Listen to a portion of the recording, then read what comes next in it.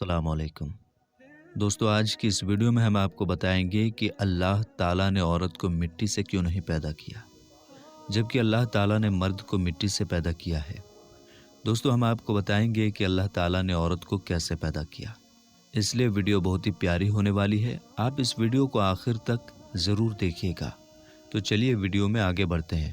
دوستو، مرد کی پسلی سے عورت کو بنا کر اللہ تعالیٰ نے مردوں کو اپنی اس حکمت کا اشارہ دیا کہ میں نے اس عورت کی پیدائش فرشتوں کی لائی مٹی سے نہیں کی، میں نے اسے تمہارے جسم کے حصے سے اس لیے نکالا تاکہ عورت کی پاکی اور پردہ قائم رہے، فرشتوں کو بھی خبر نہ ہونے پائے کہ زمین کی لائی ہوئی کس مٹی سے عورت کی پیدائش ہوئی۔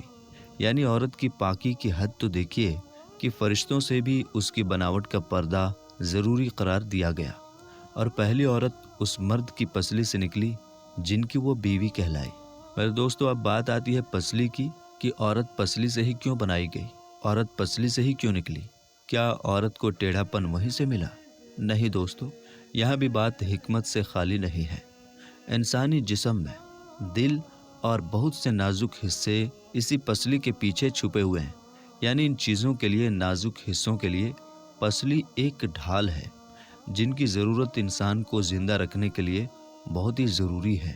اللہ تعالیٰ نے عورت کو پسلی سے بنا کر یہ نہیں بتایا عورتوں میں ٹیڑھا پن ہے، بلکہ اس عورت کو پسلی سے بنا کر یہ بات سمجھا دی کہ عورت وقت پڑنے پر ڈھال بن سکتی ہے۔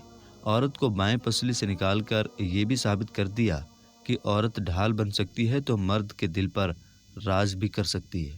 اس لیے عورت کو ٹیڑھی نہیں بلکہ اس کے اسی ٹیڑھے پن سے فائدہ اٹھائیں پیار سے، تاکہ وہ وقت پڑنے پر آپ کی ڈھال اور آپ کا بھروسہ، آپ کا غرور بن سکے۔ میاں بیوی ایک دوسرے کا لباس ہیں، دونوں کی ذمہ داری ہے کہ وہ ایک دوسرے کو رسوا نہ کریں۔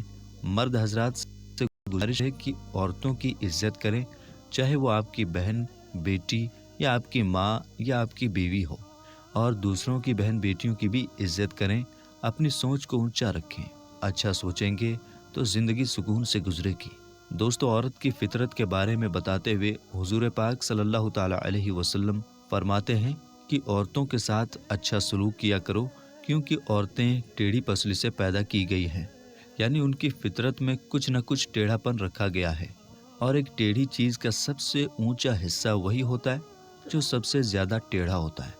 اب ایسے میں اگر تم اس ٹیڑھے پن کو سیدھا کرنے کی کوشش میں رہو گے تو چونکہ یہ ٹیڑھی فطرت کی ہوتی ہے، تم اسے سیدھا تو نہیں کر سکو گے، ہاں لیکن اسے توڑ کر ضرور رکھ دو گے۔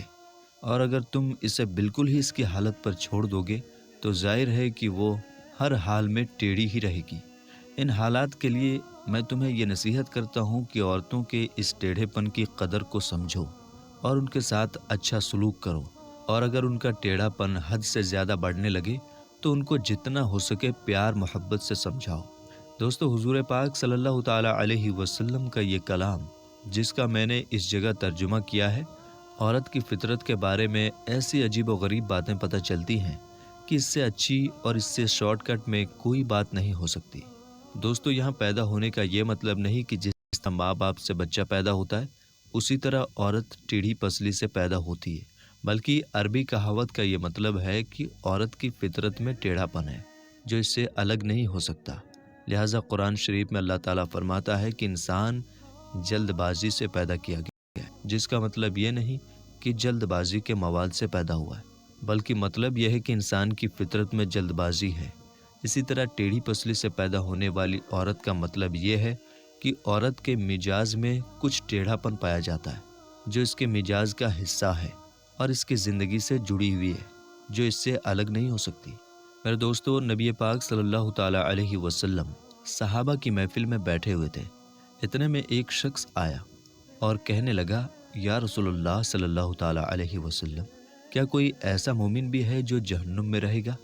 تو پیارے نبی صلی اللہ تعالیٰ علیہ وسلم فرمانے لگے، ہاں، ایک شخص ایسا ہوگا جو جہنم کی گہرائی میں 1000 سال تک رہے گا اور لگاتار اونچی آواز میں پکارتا رہے گا، یا حنان یا منان۔ وہ شخص ایک دن اونچی آواز سے یا حنان یا منان کہے گا کہ حضرت جبریل علیہ السلام جہنم کے قریب سے گزرتے ہوئے اس آواز کو سن لیں گے۔ حضرت جبریل علیہ السلام حیران ہوں گے کہ یہ کیسی عجیب بات ہے کہ کوئی لگاتار یا حنان یا منان پکار رہا ہے۔ پھر حضرت جبریل علیہ السلام سجدے میں سر رکھ کر خدا کی تسبیح کو بیان کریں گے۔ اللہ تعالیٰ فرمائے گا، اے جبریل سر اٹھاؤ۔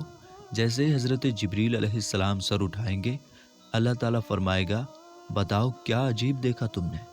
حضرت جبریل علیہ السلام کہیں گے، اے میرے رب، میں نے جہنم سے آتی ہوئی ایک آواز سنی جو کہ گہرے گڈھے سے آ رہی تھی۔ کوئی پکار رہا تھا یا حنان یا منان۔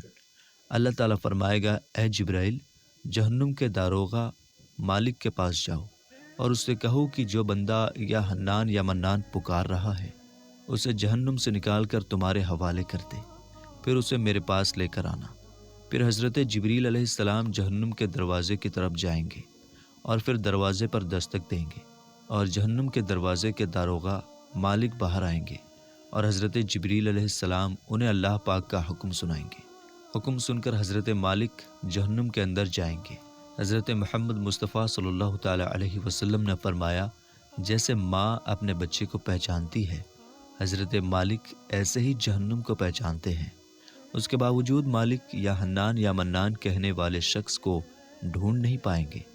پھر حضرت مالک باہر آئیں گے اور پھر جبریل علیہ السلام سے کہیں گے، اے جبریل جہنم نے گہرا سانس لیا ہے، اس لیے کون سی چیز پتھر ہے اور کون سی چیز لوہا ہے اور کون انسان ہے اس کی پہچان نہیں ہو رہی۔ جبریل علیہ السلام اللہ کی بارگاہ میں سجدہ کریں گے۔ پھر اللہ پاک ارشاد فرمائے گا، اے جبریل سر اٹھاؤ، تم یا حنان یا منان کہنے والے کو کیوں نہیں لائے؟ تو حضرت جبریل علیہ السلام کہیں گے، اے میرے اللہ، جہنم کے داروغہ نے بھی معذرت کر لی ہے۔ وہ کہتے ہیں کہ جہنم نے گہری سانس لی ہے، اس وجہ سے پتھر، لوہے اور انسان کے بیچ میں کوئی فرق نہیں بچا ہے۔ یہ سب جل کر کوئلہ بن چکے ہیں، کسی چیز کی بھی پہچان نہیں ہو پا رہی ہے۔